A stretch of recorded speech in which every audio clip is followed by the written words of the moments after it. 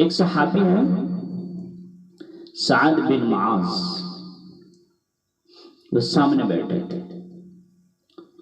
اللہ کے نبی کی نظر ان کے ہاتھوں پہ پڑی. دیکھا آپ نے کہ ان کا ہاتھ ہارڈ قسم کا سخت مزدور والے. تو آپ نے کہا، فرمایا سعد یہ اتنے ہارڈ اور سخت قسم کے ہاتھ کیوں ہیں؟ کہ اے رسول اللہ سارا دن بچوں کے لیے خود محنت کرتا ہوں، مزدوری کرتا ہوں، تو یہ تو آپ نے مجھے دیکھیں سارے، آپ نے جو ہاتھ پکڑا اور ایسے بوسہ لیا اور فرمایا کہ بچوں کو حلال کھلاتے ہوئے ہاتھ ایسے ہو جائے گا تو اس پر دوزخ کی آگ حرام ہو جائے گی. تو یہ علم رٹنے سے نہیں آتا، علم اس کے بیداری کا نام ہے. یہ علم نہیں ہے. خدا کے لیے میری بات سمجھو. ہم نے آج اپنی اولادیں برباد کر دی.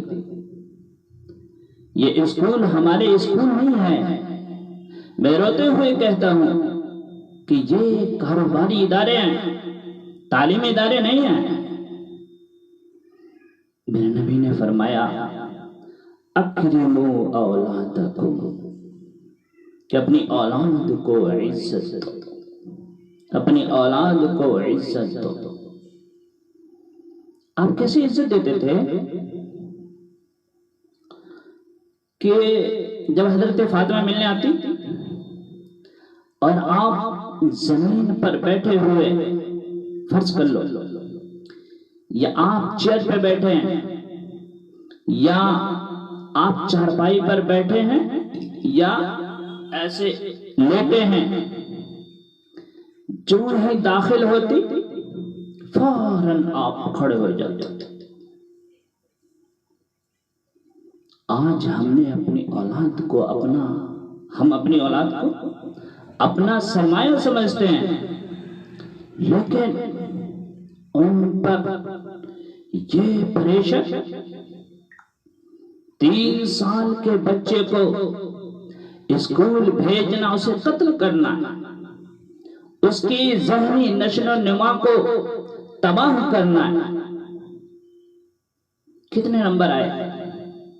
اتنے کیوں آئے؟ بچے خودکشی کرنے پر مجبور ہو جاتے. نمبر سے انسان نہیں بنتا. تو یہ علم رٹنے سے نہیں آتے.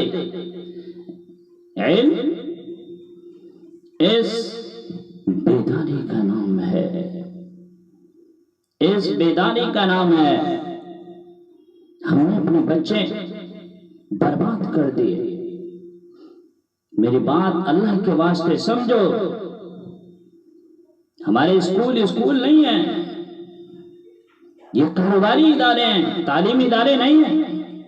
یہ کاروباری لوگ ہیں، ہماری نسل کو برباد کر رہے ہیں. 3 سال کے بچے کو ماں کی گود چاہیے، اسکول نہیں چاہیے. روتا ہوا جاتا ہے، روتا ہوا آتا ہے. اس کے سارے نوران جل جاتے ہیں جب اس میں پریشر پڑتا ہے. تو میرے بھائیو، اولاد بہت بڑی نعمت ہے. میرے بعد میرے نام کو زندہ رکھنے والی ہے. اس لیے میرے نبی نے فرمایا اکرموا اولادکم، اپنی اولاد کو عزت دو، اپنی اولاد کو عزت دو. آپ کیسی عزت کرتے تھے؟ آپ کا گھر یہاں ہے اور حضرت فاطمہ کا گھر تھوڑے فاصلے پر ہے، صرف ایک گھر کا بس اتنا فاصلہ. آپ کا گھر یہاں، حضرت فاطمہ کا گھر تھوڑے فاصلے پر. جب وہ آپ سے ملنے آتی اور وہ مہینوں میں ملنے نہیں آتی، ہر دوسرے دن ملنے آتی تھی، تو آپ کیسے ملتے تھے؟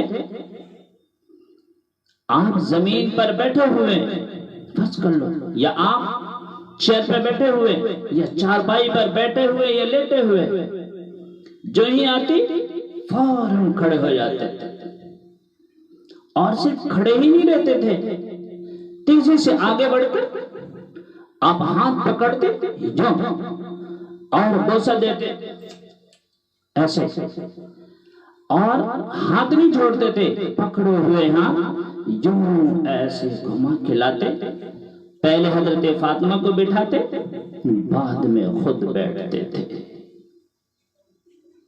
تو آپ نے فرمایا اکرموا اولادکم، کہ اپنی اولاد کو عزت دو، اپنی اولاد کو عزت دو۔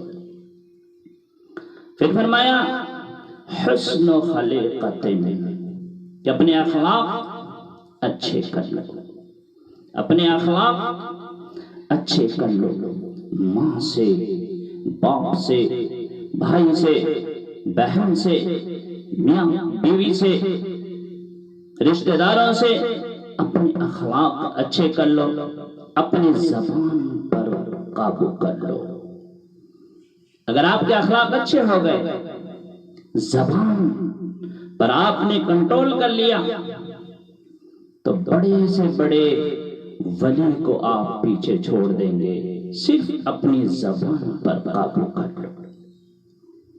ایک صحابی ہیں سعد بن معاذ، سامنے بیٹھے، اللہ کے نبی کی نظر پڑی ان کے ہاتھوں پر،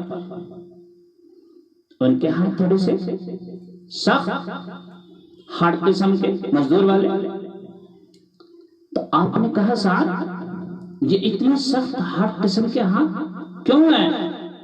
کہا یا رسول اللہ بچوں کے لیے سارا دن خود مزدوری کرتا ہوں، تو آپ نے ان کا ہاتھ یوں پکڑ اور بوسہ دیا۔ پھر فرمایا کہ بچوں کے لیے حلال کھلاتے ہوئے ہاتھ ایسا ہو جائے گا تو اس پر دوزخ کی آگ حرام ہو جائے گی۔ تو آپ دفتر جا رہے ہیں حلال کما رہے ہیں تو آپ جنت کما رہے ہیں، آپ آفس جا رہے ہیں حلال کما رہے ہیں تو جنت کما رہے ہیں، آپ کھیت کھلیانوں میں ہل جوت رہے ہیں حلال کما رہے ہیں تو آپ جنت کما رہے ہیں۔ تو میرے نبی نے فرمایا اپنے اخلاق اچھے کر لو، زبان پر قابو کر لو، جنت تمہاری ہے۔ اللہ ہم سب کو نیک عمل کرنے کی توفیق عطا فرمائے، اپنی زبان پر قابو رکھنے کی، دوسروں کی عزت کرنے کی، بڑوں کا احترام، چھوٹوں پہ شفقت کرنے کی ہم سب کو اللہ پاک عزت و احترام کے ساتھ زندگی گزارنے کی توفیق عطا فرمائے۔ وآخر دعوانا ان الحمد للہ رب العالمین۔